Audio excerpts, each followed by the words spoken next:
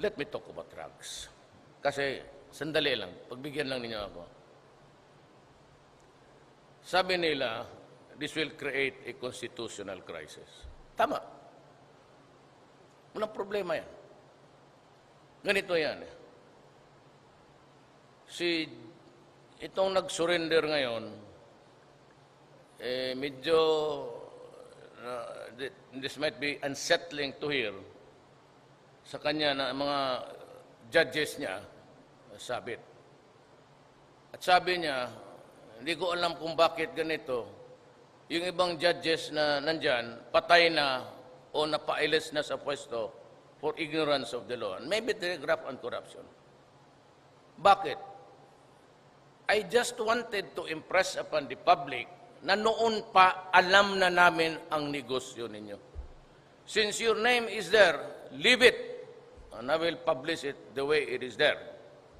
Bakit ko exempt yung mga namatay? Kagaya nung nakuha na precursor sa Apayaw na nilibing. Tapos sabi nung kapatid niya, 2 taon naman namatay ang kapatid ko yung nagdala nito, inilibing niya. See? So gusto ko malaman ng tao kung sino nagtanim doon. At hindi lang yung mga pulis doon. I want the Philippines to know who are the judges, who are the soldiers, who are the police generals, pati yung mga nasa baba, sangkot sa droga. Pati yung patay na, correct. At saka, pag namatayan sila, hindi naman sila magtawag sa amin. You do not call the PNP headquarters na yung nasabit ng anak ko o kapatid ko na naman namatay na nasagasaan o diabetes. So, why should we bother? Pag napasok yung pangalan mo dyan, it's not, personally, it's not mine. I just entered the presidency about 2 months back. It is the work overtime of the many years they are there.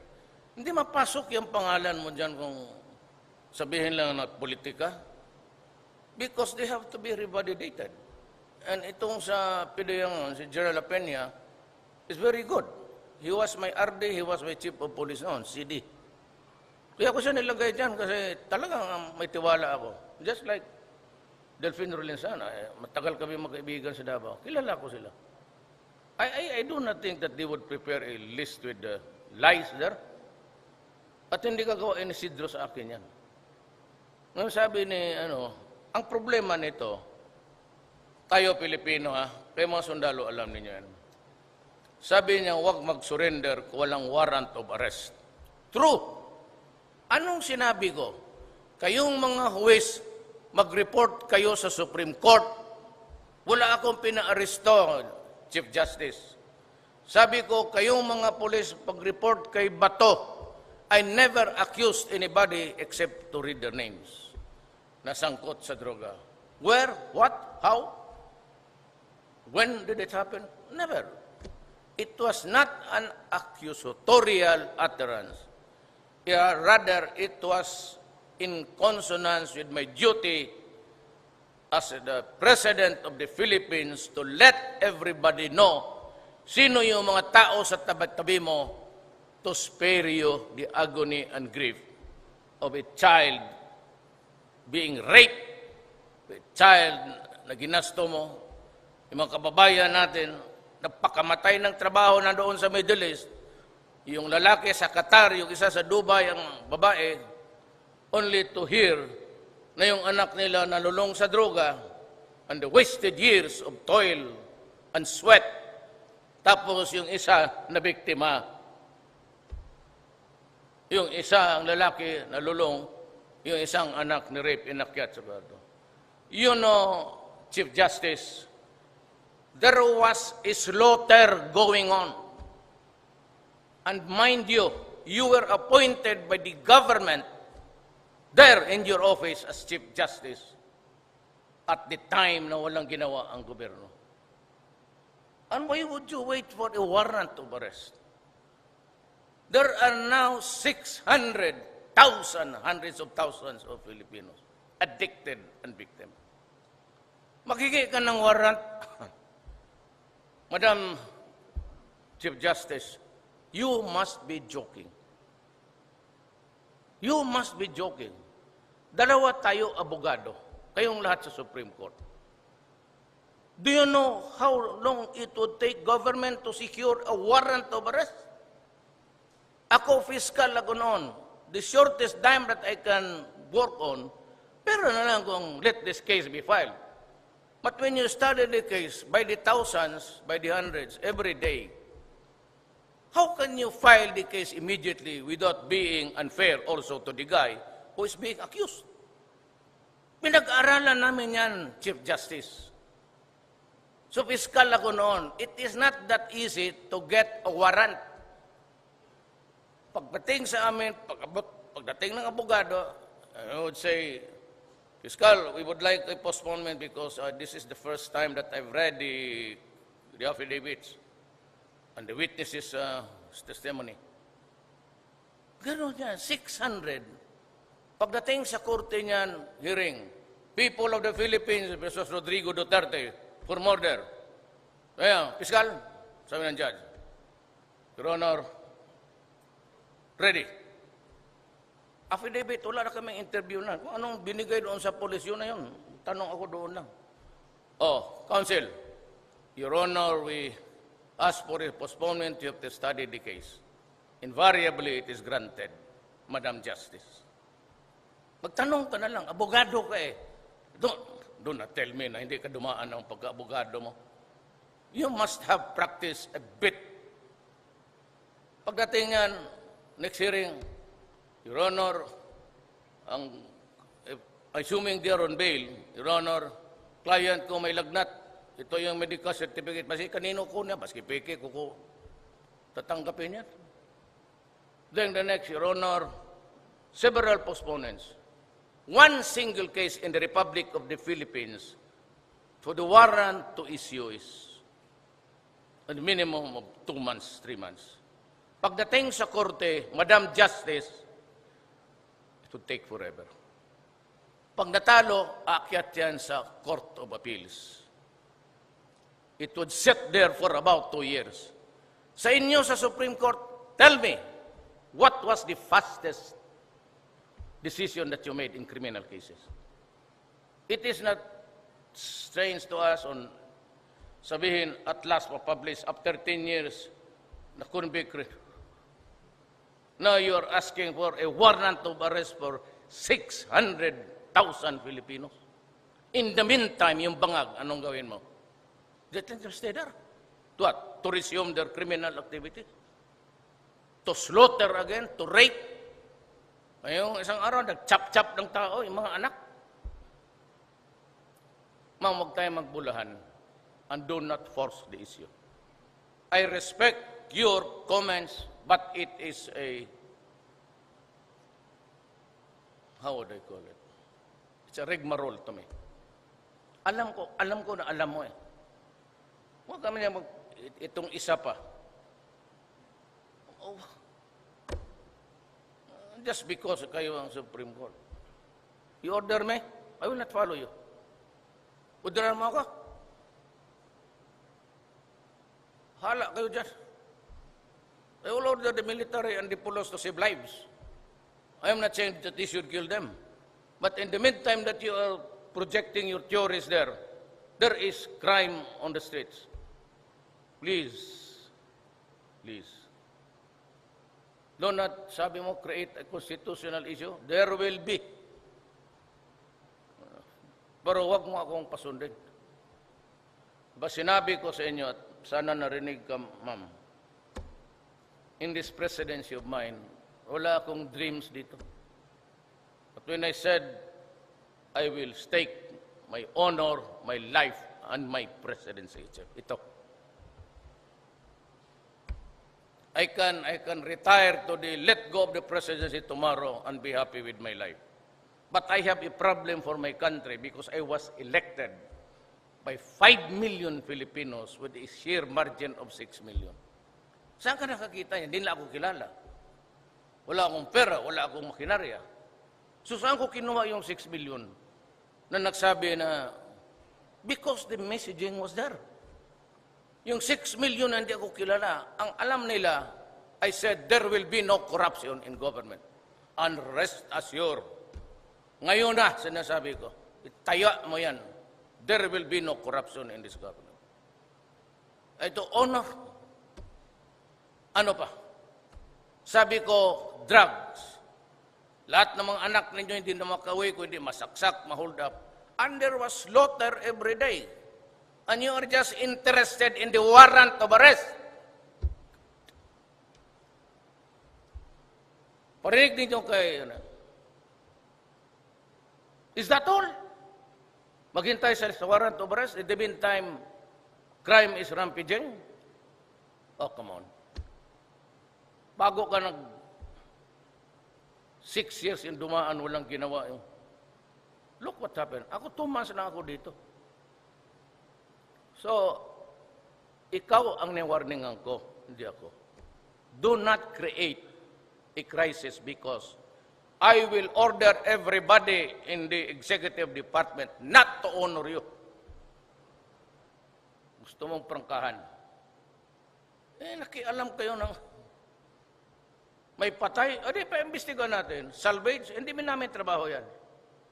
Bakit ko tataliin yung tao kung gusto kong patay? Di barilin ko na lang isang beses sa ulo. Why would we waste time ng iba? You know, long before pumasok kami, nag-create na kami ng intriga. Damputin namin to, sabi namin, yang si Lito ang nagturo sa iyo. Pagdating kay Lito, sabi namin, yung isa ang nagturo sa iyo. That is what you really want. It is a legitimate game there. We plant intrigues para magpatayan niya sila. What will be the purpose of government? I mean, but may pulis siya, sipain, wasting your time. Barilin mo sa ulo, tapos. You know, ma'am, I've been mayor of Davao City for 23 years. I've been in conflict with a lot of criminals. The mere fact that they are into shabu, sira ang utak niya. Sira. Kaya invariably, ang paranoia, you better ask the doctor there, paranoid yan sila. May naghanap sa kanya, ganun talaga, ang asawa niya nangangaliwa. Kaya pinapatay nila yung mga asawa. Crazy. You must realize that. Kaya sila sabi na bakit classic na pagdating ng pulis patay, ma'am, yung mga pulis, pag naglabas yan, hindi naman yung gagong mag-solo lakad yan. There are always 3 or 4 with them. So kung lumalaban ito, yung isa may confrontation, yung mga pulis nakaposisyon na yan. Naturalmente, pagka any hostile, ang order ko sa pulis, pag may magbunot ng ganan, barilin mo. Huwag mo hintayin na paglabas niyan, ano pala, apple. But you want my policemen to gamble with their lives? Self-preservation. Kung namatay ang pulis, may pamilya rin yan. Bakit? Tingnan ninyo. Yung pulis sa Magsaysay, Municipality of Magsaysay, Davao del Sur. Tapos isang pulis tinamaan. I don't know how many policemen will die today also in the fight against war. Do not be too, may kasi tingin nyo, pulis, gano'n. Noon yun. Kaya pati dito, pulis kasali. Kung judge, he was not handling drug cases. Ma'am, kamali ka. Akala ko ba, you must be, to be there, you have to be seasoned. Tawag lang, pare, pakitawag yung kaibigan mong judge. Hindi naman sila ganun rin. Hindi dadating yung pangalan nila. Walang personal. Hindi naman kilala ng pulis yan. So you say na, you're surprised that dumating yung. Hindi dadating yung. Kita mo yung nasa pangalan. Yung mga pangalan, kita mo mga mayor. Kita mo nakaharap sa camera, parang tala-tala. Kita mo, pawis na. Wala ka. Ngayon, bakit mo, intelligence lang yan, bakit mo basahin yan? Ha? Then, ikaw, ikaw ang kingpin sa judiciary. Ako, presidente. Ako may trabaho, ikaw wala. Walang mga judges na papatrol ng daan. Walang mga sheriff ninyo na naghuli na. Yan ang mabigat na problema ko, na inherit ko sa dumadaan, pati yung gobyerno naglagay sa iyo dyan sa Supreme Court. Please, huwag mo akong order. Hindi ako gago.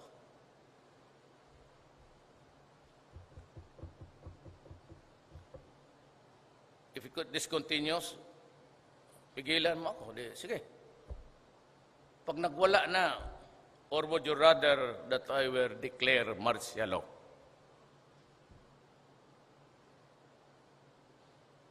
Pinapatay ang Pilipino. I grieve for so many women raped, men killed, infants raped. Tapos ipitin mo ako. I have to clean. Siguro, ma'am, I can give you an idea. Pagka binilisan lang yung federalism at nalinis ko sa droga ang Pilipinas, I am ready to retire. Kung ma-ready yung federalism by 2 years from now, 3 years from now, I will give way. And I tell you, I am good for retirement. Wala akong ano dyan sa presidente. Matagal na kasi akong mayor, pareho lang eh. Except that the country is much bigger. So marami akong my duty is to the troops of the Republic of the Philippines. Kayong mga sundalo, do not be, dyan lang kayo. Pilipino kayo, manood kayo. Sino yung tama? Kung ako ang tama, di patalsik din niyo ako. But isipin ninyo ang problema. Madala ba ng warrant of arrest? Kayo, nakatikim naman kayo magdemanda. Ilang years na yan dyan sa korte. The sheer number of cases cannot be absorbed by the ordinary judge na matanda na. And the prosecutor. Pwede lang yan sila kung bata pa. Kagaya ko noong fiscal ako, I really write my resolutions stating the case will be filed because 1, 2, 3, 4 recommendation. Ganon yan. Please go to reality. Huwag ka masyadong doon sa itaas. And besides, I said, if the policemen and the military guys doing cases against drugs and in the performance of their duties, I will protect them. Nobody will go to jail. Bahala na, sabi ko, I will not. Magkakaroon tayo ng problema sa Republic of the Philippines. I have my oath. I will honor the Constitution. I will defend the Constitution to a T. But huwag kang maghanap ng tawag sa Bisaya, Bikel. Do not create a conflict there because hindi tayo magkasundo. And to the troops, maintain your loyalty to the flag and to the Constitution. I do not want you to nurture love or loyalty sa isang tao lang. I do not need it, actually. Kung magdating ang panahon, we go into a crossroads, you decide. You decide. Pero ako, hindi ako magsunod niyan. And please, do not create a confrontation, a constitutional one. Talo tayong lahat yan. Maraming salamat po. Thank you, Mr. President, for your very inspiring message. At this